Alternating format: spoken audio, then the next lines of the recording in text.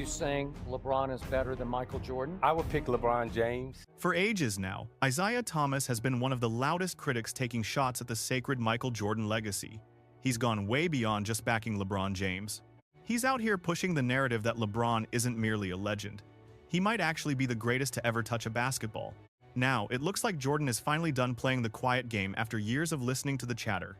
Word on the street says he's fired back, and the fallout could totally wreck the whole GOAT conversation as we know it. Things really blew up on January 8, 2026, when Isiah Thomas stopped by FanDuel TV with Michelle Beadle, DeMarcus Cousins, and Chandler Parsons. People call it the Golden Age. Honestly, I just don't get how your generation sees things, you know? You guys are literally sharing the court with arguably the best player to ever lace them up. And look, pardon my French, but you all treat the man like he's just some average nobody. What started as a chilled-out talk about different hoops eras got heavy, and it got heavy fast. By the time Thomas stopped talking, he dropped a bomb so massive it sent shockwaves through the entire basketball community instantly. This wasn't just some hot take designed to grab a few cheap clicks or headlines. Thomas straight up asked why everyone still worships Jordan while LeBron is dominating right in front of them.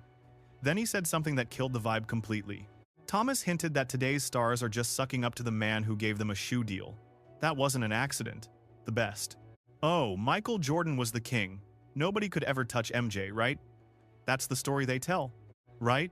Sure. But then you look around and LeBron James is sitting right there, holding literally every single record in the book, every last one. You're watching guys like Kevin Durant, and you're watching Steph Curry, yet when it's time to name the GOAT, you pick the guy who sold you sneakers. He was taking a direct shot at Jordan's massive Nike empire. In Thomas's eyes, Jordan's myth isn't just built on championship rings or being a beast on the floor. He's convinced that marketing genius, that Jumpman silhouette, and global clout are what really defined how we measure greatness today. Michelle Beadle tried to fight back, saying Jordan built a real emotional bond that made millions of kids fall in love with the game. But Thomas wasn't budging. He stood his ground, stone-faced. And look, this point of view didn't just pop up out of nowhere. See, Thomas has been building this case for years. Take his nephew, for example, who used to rock a Michael Jordan Bulls jersey. Thomas sees him and goes, "Wait, what on earth are you wearing?" The kid says he's in Chicago and this is his squad, his own flesh and blood. The kid didn't quite grasp that when the legendary Isiah Thomas is playing for Detroit, we don't do that. "But I'm a Chicago kid," he says. "I'm all about the Bulls movement." That really ticked Isiah off. It wasn't even a personal grudge against Michael himself. In his head, he's thinking, every time I face this guy, I'm going to destroy him because of that jersey. Way back in 2013, he claimed LeBron was simply the better athlete, bigger, faster, and way stronger than Jordan ever was. By 2018 on Get Up, he doubled down, basically saying LeBron James was just the superior all-around ball player. As the years passed, his logic shifted. First it was raw athleticism, then it was the longevity, then versatility, and now it's cultural power. It's clear now Thomas isn't just crunching numbers or comparing stat sheets anymore. He's calling out how corporate branding and money-making machines have rigged the GOAT debate, and the history here makes it personal. "I said it on air," he'd recount. "You called me an expletive and said you hated my guts. You broadcasted that to the whole world. If you didn't mean it, then get back on TV and say you're sorry." The bad blood between Michael Jordan and Isiah Thomas is easily one of the longest-running feuds the NBA has ever seen. This isn't some random talking head giving a casual opinion from the sidelines. We're talking about a Hall of Famer who went to war with Jordan, saw him rise, and watched the league's entire identity shift. For Thomas, this isn't just about hoop skills. It's about respect, power, and who gets to write the history of who's the best. Say that. Or if you throw Dennis on him, well, Dennis had to play his part too, right? Look, we had to grind through that 80s transition. What happened, happened. But I didn't just walk away from the fight. So, now, with Jordan supposedly breaking his long silence, this war between legacy, marketing, and the hard truth of basketball is finally boiling over. You called me a name and then claimed you hated the whole thing. You said that on national television. Look, if you didn't actually mean it, go back on national television and apologize for it. But if you meant it, fine, let it stand. When one of the most iconic athletes ever finally speaks, the whole world listens. What makes this situation so intense is the timeline. These two legends haven't faced each other on a court since 1993. Yet here we are, over 30 years later, and that tension is still very much alive. Our families were close. We didn't just socialize, we actually spent real time together. We'd hang out. I had a little nephew living with them who was selling t-shirts right in front of him. What happened? Honestly, I have no clue. But I know for a fact I didn't just walk away. We weren't doing anything different than what the Celtics were doing back then, or what the Lakers did, or what any other team did after a brutal championship game. I simply don't recall teams going around and shaking hands back then. That is just my memory. Maybe I missed something. Suddenly, the GOAT debate feels personal again. This isn't just some old rivalry talk that died out. It became one of the most legendary high-stakes clashes the NBA has ever seen. Surprisingly, it didn't start with playoffs or hard fouls. The friction goes back to 1985, and there's a twist most fans missed. The greatest point guard ever is Magic Johnson, and right behind him is Isiah Thomas. While he was still playing, Jordan denied blocking Isiah's selection. "You want to blame me? Go ahead, be my guest," he said. But it goes deeper. The first real collision between Isiah Thomas and Michael Jordan didn't even happen in an NBA arena. The story actually kicks off during the Olympic trials back in 1984. At that time, college kids still played in the Olympics. To prepare them, they played exhibition games against NBA All-Stars. These were brutal warm-up matchups meant to show those young players exactly who ran the game. On paper, it looked like a total slaughter. The NBA squad had superstars like Isiah, Bird, Magic, and other elite veterans. The college team looked way too green. At least, that's what most people assumed. But that 1984 college roster was secretly packed with future icons. Beside Jordan were future Hall of Famers like Patrick Ewing and Chris Mullin, plus several others who'd have massive NBA careers. Still, nobody thought the kids could actually win. Sure, the NBA players were rotating their minutes. And yeah, they weren't in peak shape after a long season. But pros versus college athletes, the result seemed obvious. Then the games started, and suddenly, everything flipped completely. Jordan and the college kids stunned everyone, dominating the All-Stars with an 8-0 record. Isiah played 3 games, averaging 13 points. Jordan averaged 17, but stats don't tell the whole story. It was how he played that truly grabbed everyone's attention. His explosiveness was so wild that even seasoned veterans would stop mid-play just to watch him move. He looked faster, more powerful, and completely fearless. That same college squad went on to win Olympic gold, crushing opponents by an average of 32 points per game. Just like that, the first chapter of basketball's most heated rivalry was written before the world even knew what was coming. With Michael Jordan leading Team USA at 17 points per game, the warning signs were already flashing neon. Once Jordan hit the NBA, his dominance was instant. He dropped 37 points in only his 3rd career game. By just his 7th NBA appearance, he was already facing Isiah and the Detroit Pistons, the team that would define both their legacies. That first matchup didn't exactly start smoothly for the young Jordan. Early foul trouble kept him scoreless for the entire first half. But then, things changed fast. Jordan exploded for 25 points in the second half, nearly stealing the win. Detroit won, but the message was sent. This wasn't just another rookie trying to survive. This was a future superstar issuing a formal warning. Individually, Thomas had the better night with 35 points and 10 assists.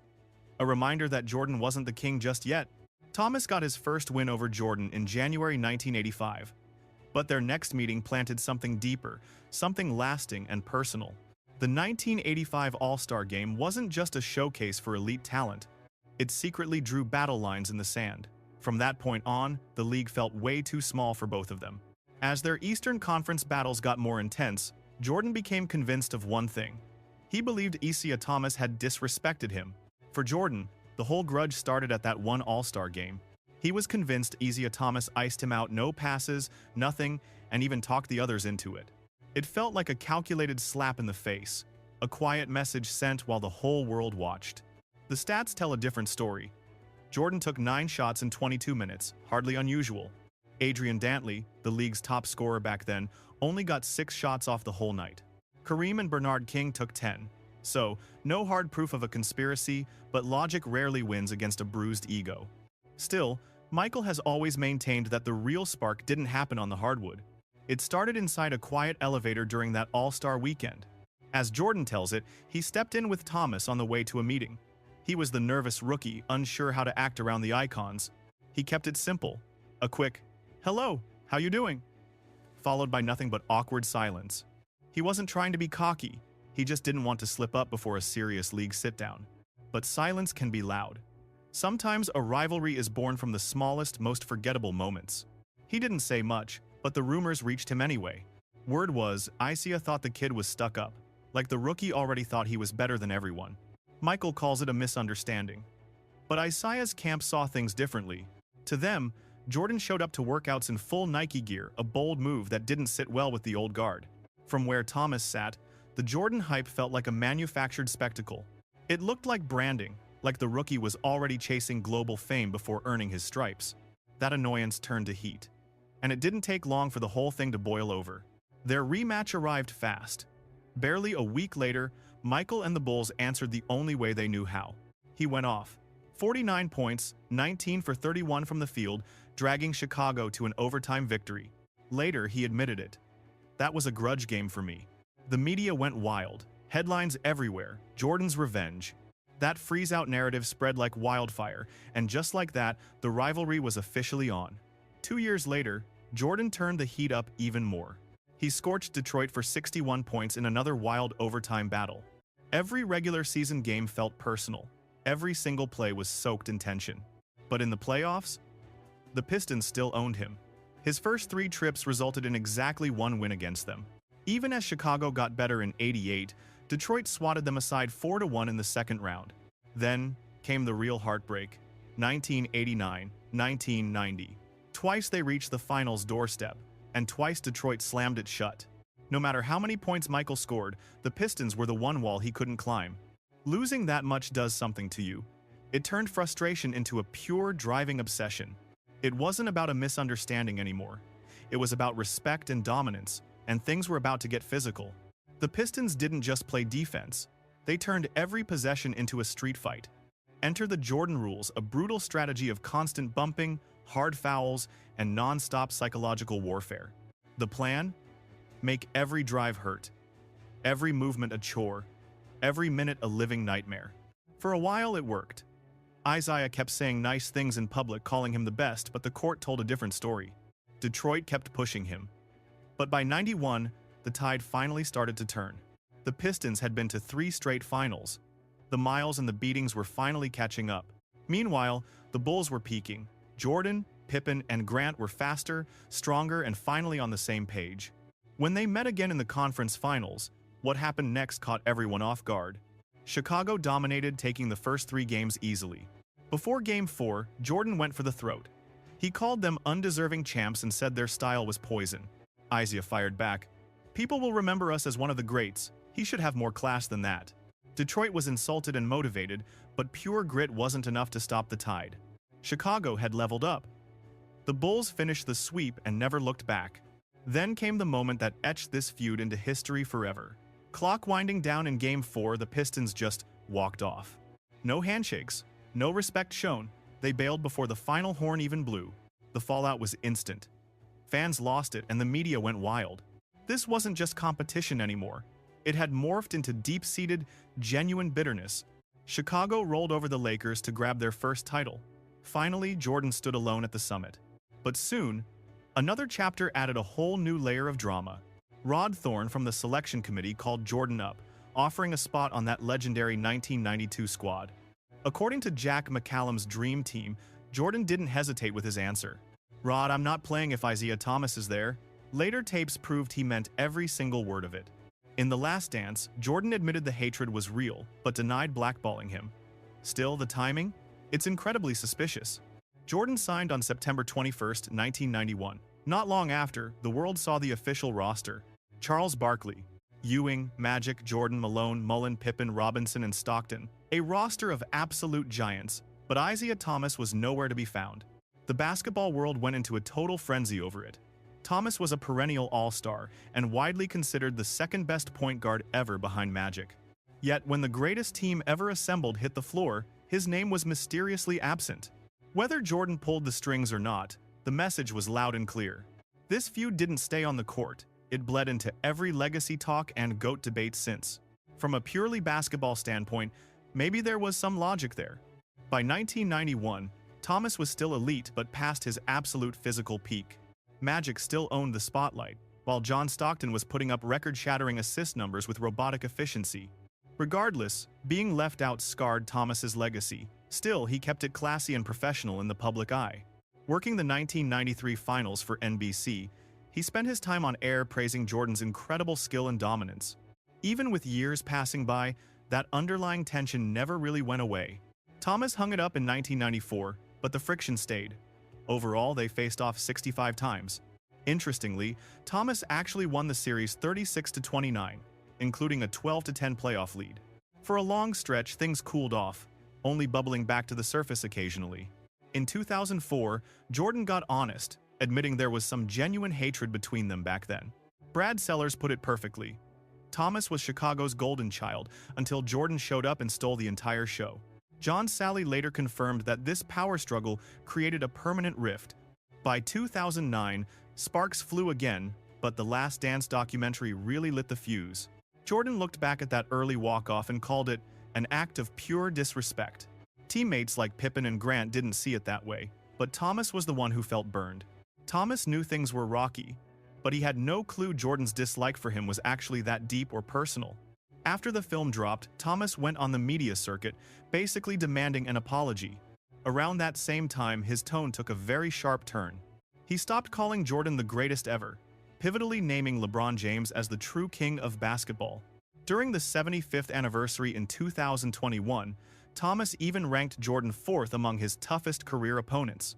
Since then, the gap between these two has remained massive. Thomas made peace with Magic, but with Jordan, that bridge is still burned. Michael Jordan is famous for never letting a grudge go. He hasn't talked to Pippen in years and reportedly shut out Charles Barkley over a decade ago. Like the man said himself, he takes everything very personally. Looking at how this has played out, the war between Jordan and Isiah still feels like unfinished business. Truly disappear.